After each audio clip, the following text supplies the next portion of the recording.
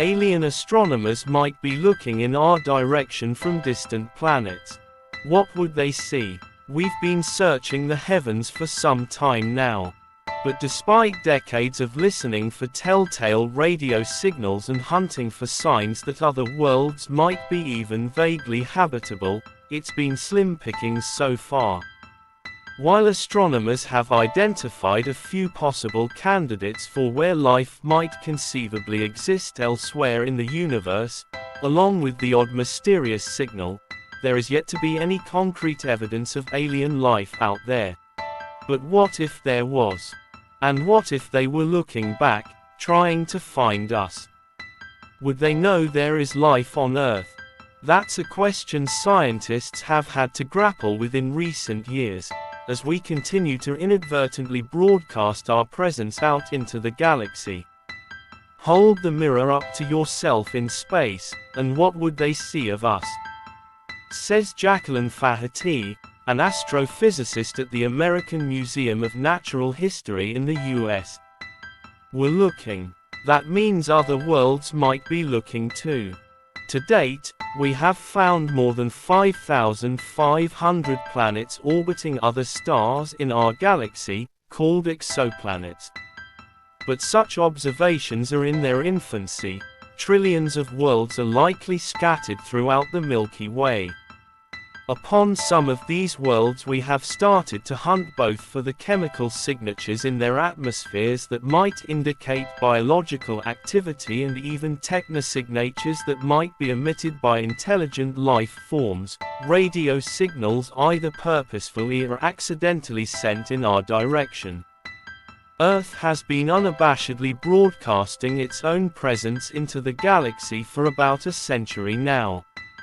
The most notable period was from 1900 up to World War II, says Howard Isaacson, an astronomer at the University of California, Berkeley in the US, when our radio transmissions were stronger.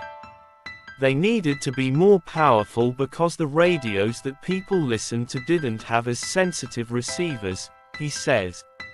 We continue to broadcast radio signals today, from TV shows to satellite communications, but in a less detectable way. Radio stations don't want to broadcast into space, says Thomas Beatty, an astronomer at the University of Wisconsin in the US. They want to broadcast to the ground. Other more modern forms of communication, like mobile phone signals, are unlikely to be detectable. But not all of our signals are so faint. Across the solar system we have multiple spacecraft exploring different locales such as Mars, Jupiter, and even the outer reaches of the Sun. The furthest of these, NASA's Voyager 1 spacecraft, is 24 billion kilometers, 15 billion miles, from Earth, requiring a powerful network of dishes on Earth known as the Deep Space Network to be communicated with. In April, Isaacson calculated whether some of these transmissions, up to 20 kilowatts, might reach other stars as they wash over the remote spacecraft and continue their journey into space. He found 4 nearby stars and any accompanying planets would have already received the transmissions, with more than 1,000 stars likely to hear the signals by the year 2300. The signal would definitely show up as artificial, says Isaacson. By 2031, the closest of the stars would have had enough time to receive the signals and send their own message back, perhaps an interesting target for future study. But what if alien astronomers were more dedicated? They might try and observe our planet before receiving any such signals. If they can see our planet pass in front of our Sun, known as a transit, they could see sunlight passing through our atmosphere and pick out its different gases. In 2021, Faherty found there were nearly 2,000 stars within 300 light-years of Earth that could potentially be able to see such a transit. It's a good haul of worlds, she says.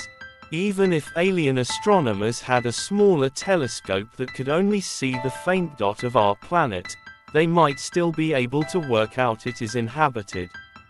Knowing the tilt and rotation of Earth, the light emitted by our planet could be used to make a crude map of our surface, showing land, oceans, and even coastlines, according to Jonathan Jiang, an astrophysicist from NASA's Jet Propulsion Laboratory in the US. As long as you can see a point of light, you can analyze it, says Jiang, who used a spacecraft in our solar system in 2018 to demonstrate the technique on Earth. All of this raises the question of whether we really want to be so noticeable. In movies we always get invaded, says Beatty. In reality, scientists are more eager to make our presence known, occasionally even sending out purposeful messages into the universe, such as a famous high-powered radio signal containing a simple pictorial on humanity sent by the now-defunct Arecibo radio telescope in Puerto Rico in 1974. I'm not really worried about Independence Day scenarios, says Beth Biller, an astronomer at the University of Edinburgh in the UK. As humanity continues to alter our planet, presuming we don't end our own existence first through war or other means, Earth is likely to become more and more noticeable. Socas Navarro says that alien astronomers could even one day spot the cloud of satellites orbiting our planet. We would need to have 1 billion times what we have now, which sounds like a lot, he says. But we went from one car to over 1 billion cars in a few decades. Perhaps, if we're eager to make first contact, we could do more to make ourselves noticed, such as broadcasts like the Arecibo message. So far, there have only been a handful of further attempts. If it were just up to me, I'd be broadcasting our existence and hoping someone would answer, says Rimmer. But that's just my opinion. This is a decision that I think should be made globally. If the public were in favor, one idea could be to build huge structures in space, says Beatty, such as a large planet-sized triangle or square made of a thin material that would be obviously artificial to alien astronomers. That would be the main way to get noticed, if we wanted to, he says. For the time being, signs of our existence are more modest, but still detectable. They don't need miracles, says Seth Shostak, senior astronomer at the SETI Institute, Search for Extraterrestrial Intelligence, in the US.